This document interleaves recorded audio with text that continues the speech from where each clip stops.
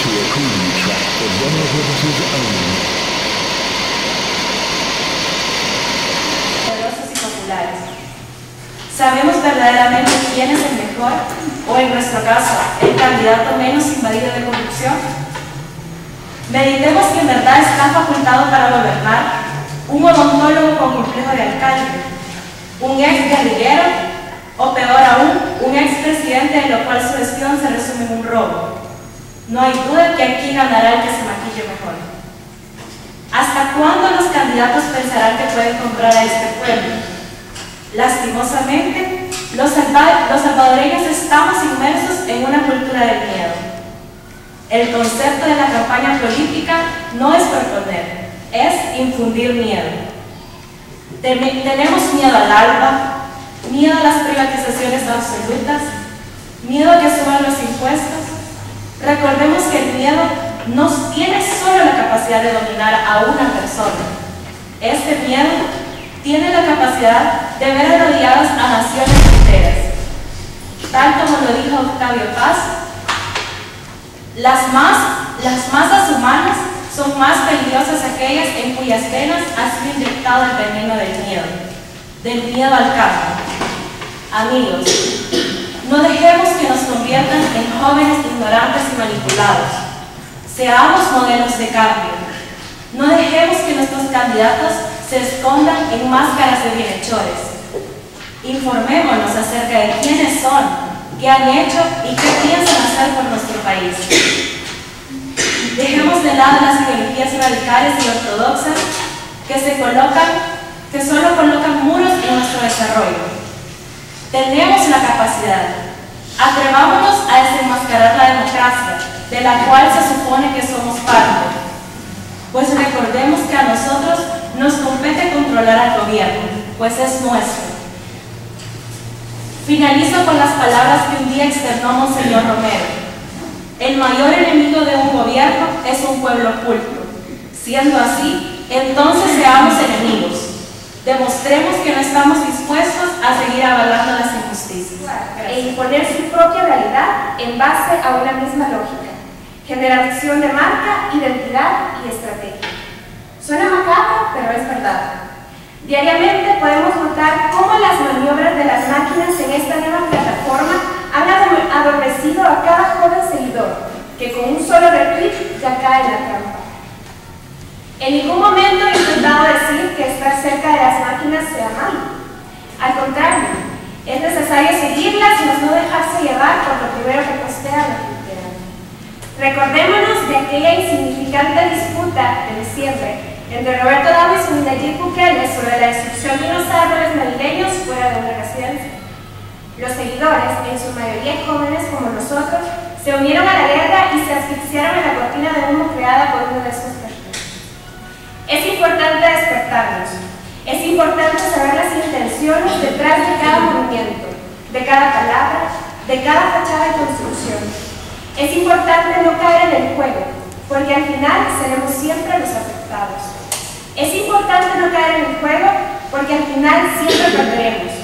Hay que tomar en cuenta que no por ser figura pública y decir lo obvio merece un like o favor.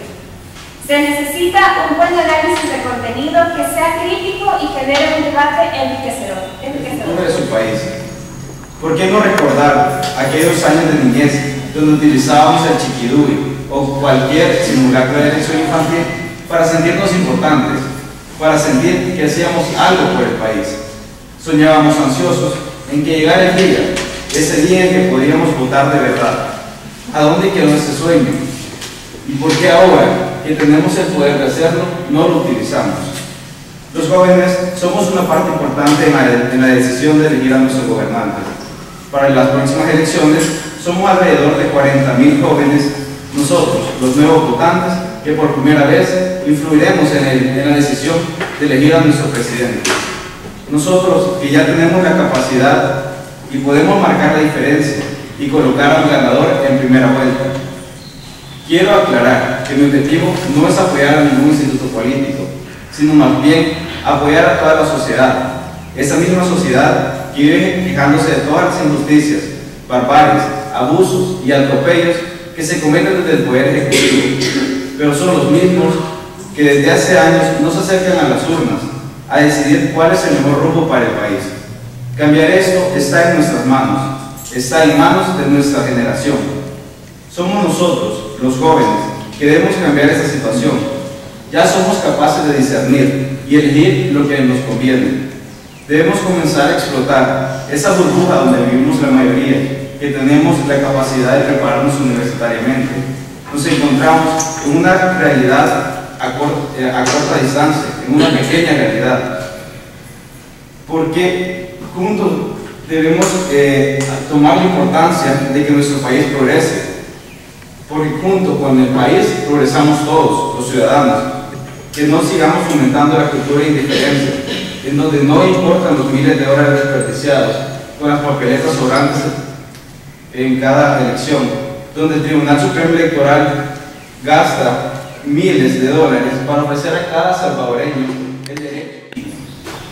Desde la azotea de la prisión, un joven ha decidido saltar. Cera y plumas cubren sus brazos. Brinca y despliega sus alas. No funciona y cae. Sabía que iba a fracasar, pero no le importó. En la torre de la ciudad no hay ninguna salida. Solo todo lo que alguna vez soñó. Hace mucho, nuestros antepasados tuvieron que jugar con las cartas que el destino les ofreció. Aprendieron a vivir en un país tan alejado del cielo como el mismo infierno, enredados en una guerra que acabaría con la vida de miles de personas. Héroes anónimos, cuyos cadáveres adornaron las montañas, ni militares, ni guerrilleros, ni civiles. La muerte no reconoce bandos. Lo que les puedo asegurar es que tuvieron que enfrentarse a un gobierno levantado sobre los cimientos de la tiranía y la opresión. Y todo fue logrado con dos cosas: ingenio y un espíritu imbatible. Bajo el fuego y la furia de la guerra, lograron apartar sus diferencias y ese reinado llegó a su fin. Se levantaron banderas de democracia y todos comenzaron a tener fe nuevamente. Pero todo eso fracasó. Un nuevo tipo de corrupción se esparció sobre la pena de El Salvador, infectando el motivo de nuestra nueva libertad. Nos hemos adentrado a una vida muy extraña, donde lo único que importa es lo que se puede comprar. Un espacio nauseabundo donde nada está bien. Un lugar perfecto para mancillar lo que alguna vez otros pretendieron consumir. Nuestra vida fue subastada. Nos han hecho creer que somos incapaces. Estamos conectados a un respiradero artificial llamado Estado. Muchas veces Un largo de campo llamado tendemos a caer en el consumismo, entendiendo que el consumismo se refiere a la acumulación, compra o consumo de bienes y servicios considerados no esenciales. El Salvador se ha ido transformando a través de los años en una sociedad extremadamente consumista.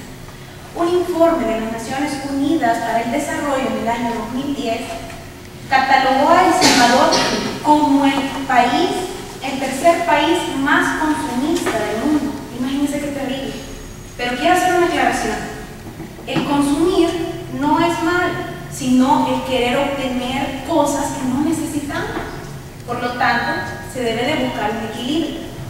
Un factor que ha influido negativamente en el tema del consumismo son las remesas.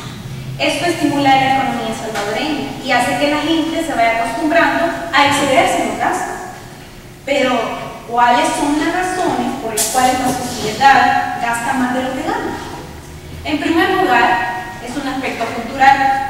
Los salvadoreños, lamentablemente, no nos caracterizamos por ser personas ahorrativas. En otras palabras, en vez de guardar reservas de dinero para emergencia, gastamos hasta el último centavo. Zonas del oriente del país, perdiendo los agricultores el 10% de los cultivos. El consumo y el deshielo, de hecho, es una de las más grandes y graves amenazas que enfrenta la humanidad. Cabe destacar que el incremento de un solo metro en el mar provocaría la puesta en peligro a más de 17 millones de personas que viven en América Central. Sí, donde está El Salvador, tu país, mi país, el llamado pulgarcito de América. ¿Acaso no es un peligro que debemos tomar conciencia? La solución al problema no solo está en las manos de los grandes poderosos. Todos ricos y pobres, debemos tomar conciencia de cuán urgente es que hagamos algo por detener la deforestación, la depredación de las aves. En el caso de los países industrializados como Estados Unidos, que se resiste y descarta la posibilidad de incorporarse a las metas del protocolo de Kioto y ha retrasado hasta el 2020 la firma de ese plan contra el cambio climático. ¿Acaso, si alguien de ustedes supiera que su casa está a punto de caerse, de destruirse por completo, esperarían más tiempo para buscar una solución al problema y hacerle algunas mejoras? Testigos de la lucha que las mujeres han sostenido, abogando siempre por el cumplimiento de sus derechos, en una sociedad controlada por la perspectiva y las leyes que favorecen totalmente al hombre. En su mayoría, estos intentos de defensa han sido fallidos, pero esto no las ha detenido y han insistido. Y así fue como poco a poco se fue dando la evolución de la mujer, hasta llegar al siglo XX, que es considerada como la época de la evolución femenina, pues en muchos países la mujer comenzó a usar escote e incluso pantalón por primera vez. Muchas de ellas, debido a la Primera Guerra Mundial, empezaron a ser completas jefas de hogar mientras sus maridos estaban en la guerra. El papel de la mujer en esta época fue decisivo en nuestra sociedad, porque una vez terminada la guerra, la mujer no retomó sus labores en el hogar, sino se incorporó al mercado laboral, empezando a ejercer trabajos que anteriormente eran exclusivos para los hombres. Esto las convirtió en mujeres autónomas, lo que provocó un giro en la sociedad hasta llegar a nuestros días, ya que implica un salario más en el hogar, por lo tanto ella debe de tener voz y voto. Mujer ícono de esta época es Coco Chanel, quien se convirtió en una espía y utilizó todos sus encantos para que sus amantes le patrocinaran los atuendos que luego le ayudarían a disfrutar en el mundo del amor. La necesidad de que la mujer evolucionara no fue de la sociedad. La mujer evolucionó por sí sola, porque se cansó de ser un objeto y salió a luchar para convertirse en protagonista de su historia. Todos estos cambios han ayudado significativamente a la mujer de la actualidad, a la que se ha convertido en madre soltera, a la que se ha quedado sola por la migración de los padres de familia, ya que por medio de su trabajo han podido mantener a sus hijos, darles educación, salud y alimentación. A nuestro país llegó la evolución femenina y eventos que marcan esta época fue la guerra que sufrió nuestro país, porque la mujer dejó su hogar, tomó armas y se fue a combatir. Queridas amigas, hoy recuerdo a Rufina Amaya, una de las sobrevivientes de la masacre de Mozote. Me la imagino con lágrimas en sus ojos contando cómo los soldados arrebataron a sus hijos de sus brazos una noche de diciembre de 1981.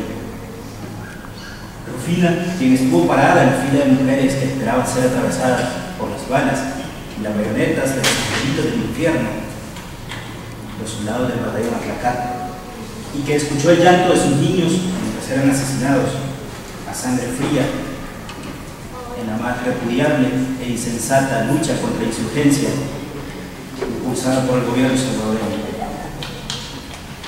Esta mujer que logró escapar aquella noche de terror estuvo durante muchos años contando una conmovedora historia, esperando que alguien la escuchara. Esa historia que hoy se une también al clamor de muchas familias que se preguntan dónde están sus hijos, sus padres, sus parientes. Y muchos de ellos, como Rufina, ya han muerto, con la ilusión de que la justicia pronto llegará. Los asesinados en la masacre de Mozote y otras tantas más que se cometieron, los religiosos como Monseñor Romero, los sacerdotes jesuitas y cientos de víctimas más ajusticiados durante el conflicto armado, se unen y se suman a la enorme lista de crímenes cometidos contra los derechos humanos en nuestro país. En esa etapa de la historia que dejó más de 75.000 muertos y un aproximado de 10.000 desaparecidos, según datos de la Organización de las Naciones Unidas. A lo mejor ustedes se preguntarán, ¿acaso en nuestro tiempo tiene importancia seguir hablando de la guerra? más de 20 años y las heridas siguen abiertas. Desde luego, ustedes y yo somos herederos de una historia común. Vivimos en un país convulsionado que lleva en sus entrañas los efectos de la lucha por el poder, que hasta en nuestros días se mantiene como ardiente brasa, quemando los pies descalzos de nuestra sociedad. El Salvador no ha logrado una verdadera reconciliación nacional, un paso importante para conseguir la paz. La ley de amnistía promulgada por el gobierno salvadoreño dejó como resultado la violación al elemental derecho a la verdad. Al considerarse equitativa la exoneración de toda culpa a quienes dejaron huellas en nuestra sociedad por la práctica de crímenes de lesa humanidad, esta es la más clara aberración de un sistema que se aprovecha de la dignidad humana. Decretar amnistía después de conocer un informe preparado por la Comisión de la Verdad puede parecer hasta ofensivo para la justicia restaurativa de las víctimas. Muchos estamos de acuerdo en que existe la necesidad de buscar mecanismos de perdón legal después de la guerra, pero desgraciadamente se nos hace pensar que el perdón y olvido es tan simple, una ley caprichosa, sin consenso, indiscriminada y con altos porcentajes de irregularidad. Mis estimados colegas, esto nos obliga a pensar en que esto es una burla a la justicia y a la dignidad que consigue todo, menos la reconciliación de la sociedad. Me interesa poner en la balanza diversas posiciones coyunturales que aporten los datos necesarios para reactivar la incansable búsqueda de la justicia y la verdad, y que con esto se logre una reparación de los daños causados a las víctimas. Derogar la ley de amnistía no simplemente llevar a juicio a los culpables y encarcelarlos. Significa que los culpables reconozcan sus delitos y que los familiares de las víctimas conozcan la verdad plena, convencidos de que la justicia es parte del derecho constitucional de los afectados. Estimados colegas, que toda la información técnica y datos históricos que recolectamos de la historia de nuestro país nos permita una mejor comprensión de este asunto tan polémico y complejo, a sabiendas de que no existe una verdad absoluta sobre el mismo. Nuestro compromiso debe ser la fidelidad a la verdad y no olvidar el pasado para que no se repita. Convencido de que la construcción de una sociedad más justa y democrática requiere de la discusión a fondo de las temáticas más delicadas. Como dice el del Cámara, no debemos descansar hasta que los muros de la injusticia, la exclusión y la mentira caigan en nuestra preciosa tierra.